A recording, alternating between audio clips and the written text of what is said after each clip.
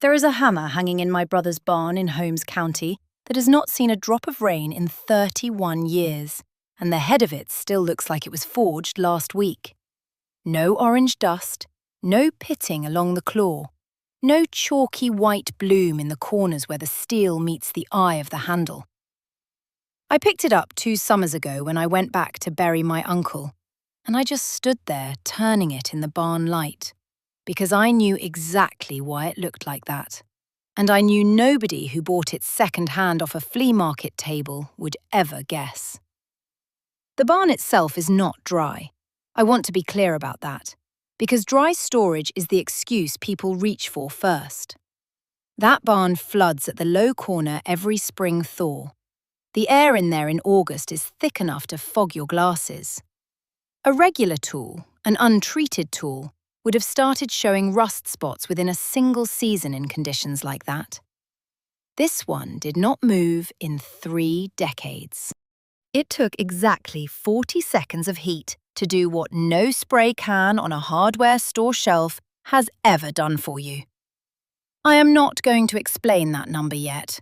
Hold on to it, because by the time I get there, you are going to wonder why nobody ever told you that part. We didn't call it rust prevention. We didn't call it anything, the same way you don't name the act of locking your front door. It was just how a tool got put away before it ever touched the wall. And by the end of this, I am going to give you the exact ratio my grandmother used, the one with no label, the one no store will ever print on a can. Because there is no reason for them to sell you something twice when one batch outlives the person who made it. Now, tell me something first before we go any further. In the comments, tell me how many cans of rust spray or rust remover you have bought in the last 5 years. Not a guess rounded down to sound better. The actual number, the one you'd have to walk out to the garage and count. Just the number, nothing else. I read every single one and I already have a guess about what most of them are going to be, because I have asked this question before, and the answer is rarely under 3. You already know the cycle even if you have never said it out loud. You buy the spray in March, because the toolbox started showing orange along the edges. You use half the can on the worst offenders and tell yourself you'll finish the rest later. It sits in the garage until next spring. The nozzle clogs from disuse, and the propellant has gone weak by the time you remember it exists. So you buy another one instead of fighting with it.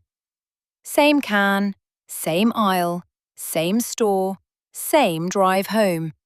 And somehow your tools are still rusting faster than you can keep up with them, year after year, like you're bailing water out of a boat instead of patching the hole. That is not because you are careless. It is because the can was never built to solve the problem. It was built to be bought again.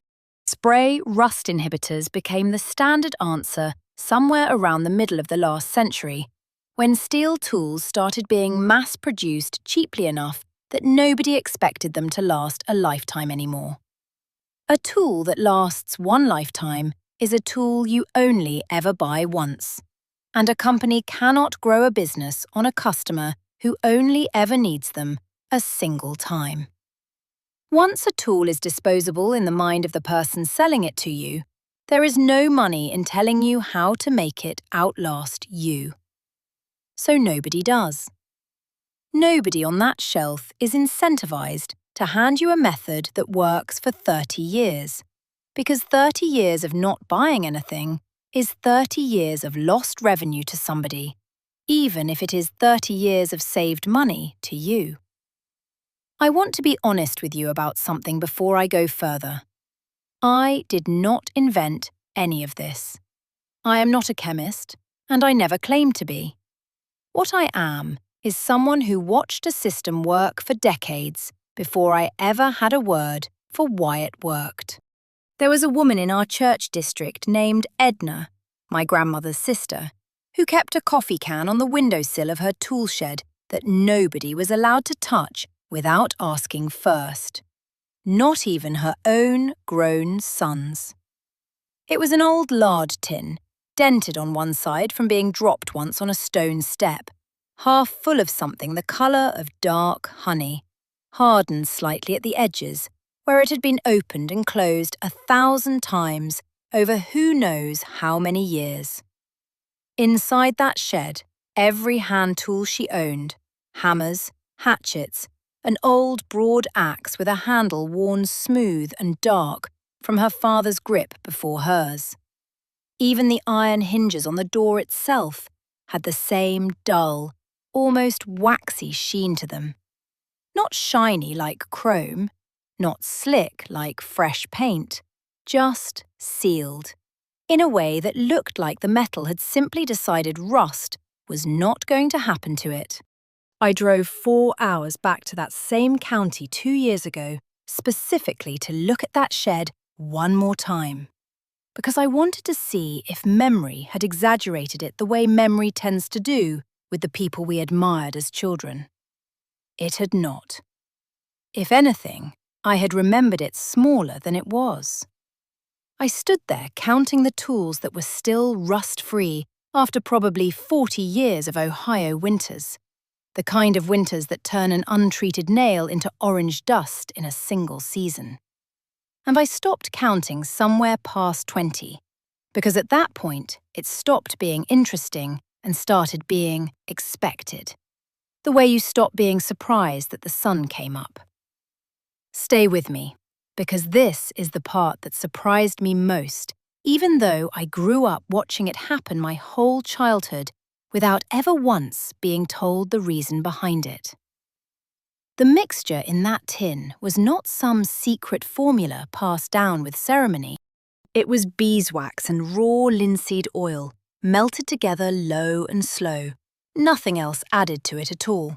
No mineral spirits, no additives, no dryers, no fragrance, no colour.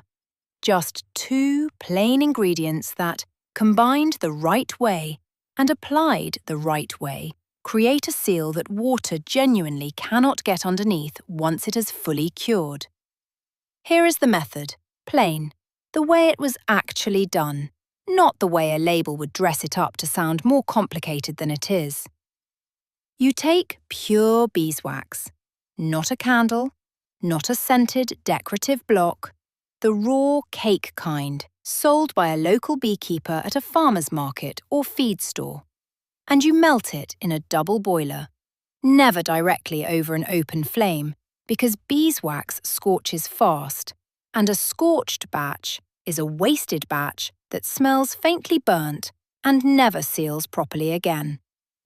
For every 1 part beeswax, you stir in roughly 4 parts raw linseed oil, the unboiled, untreated kind, while the wax is still fully liquid and hot. You are not looking to make a paste or a thick block. You are looking for something with the consistency of warm honey while it's hot. Something that will firm back up into a soft, spreadable balm once it cools down to room temperature on the counter. The tool itself has to be warm, not the wax. And this is the part almost everyone skips entirely. And it is the part that actually does the real work underneath everything else. You take your hammer, your hatchet, whatever piece of steel you are sealing, and you warm the head first. A low oven set as low as it will go. A heat gun held at a careful distance on its lowest setting. Or even an hour sitting flat in direct summer sun works fine for smaller pieces, like a hand-plane blade. Warm steel opens its surface just enough that the oil-wax mixture actually soaks down into it, rather than sitting on top the way paint does. That is the 40 seconds I mentioned at the very start of this. 40 seconds of direct, even heat across the metal head. Just enough that it's genuinely warm to the touch, and not merely room temperature, before the wax ever touches it, is what separates a coating that flakes off within a season from a seal that lasts decades without a second thought. Chemists would probably explain it to you in terms of thermal expansion and pore absorption and capillary action. Thirsty is the simpler word for it, the word we actually used. Warm steel is thirsty steel, and thirsty steel drinks the steel down into itself, instead of wearing it only on the surface, where the first hard rain can lift it back off. Once the metal is properly warm, you wipe the balm on generously with a clean rag, working it into every seam, every rivet, every place where the head meets the handle, every corner where rust actually starts first, because moisture pools there longest. Then you let it sit undisturbed for about 10 minutes while it begins to set, and you buff off the excess with a second clean cloth the exact same way you would buff fresh wax off a wood table until the shine disappears. What is left behind afterward is barely visible at all. That is genuinely the entire point of doing it correctly. You should not be able to see it sitting on the surface. You should only be able to notice, a full year later, that the rust simply never started in the first place, the way you notice a habit only by its absence. Now, I made every mistake there is to make before I understood any of this properly, so let me save you the time it took me to figure each one out the hard way. I used boiled linseed oil the first several times because it was simply easier to find at the hardware store than raw. And boiled linseed oil has metallic dryers added to it to speed up curing for furniture finishing, which means it is genuinely not the same product and does not behave the same way on tools that get handled barehanded and put away warm from work. I also used far too much wax in the ratio the first few batches, thinking more wax would naturally mean more protection, and instead, I just got a gummy, tacky surface that picked up sawdust and shop grit like flypaper and had to be scraped off and redone. I skipped the heating step entirely for years because it felt like an unnecessary extra step when I was in a hurry.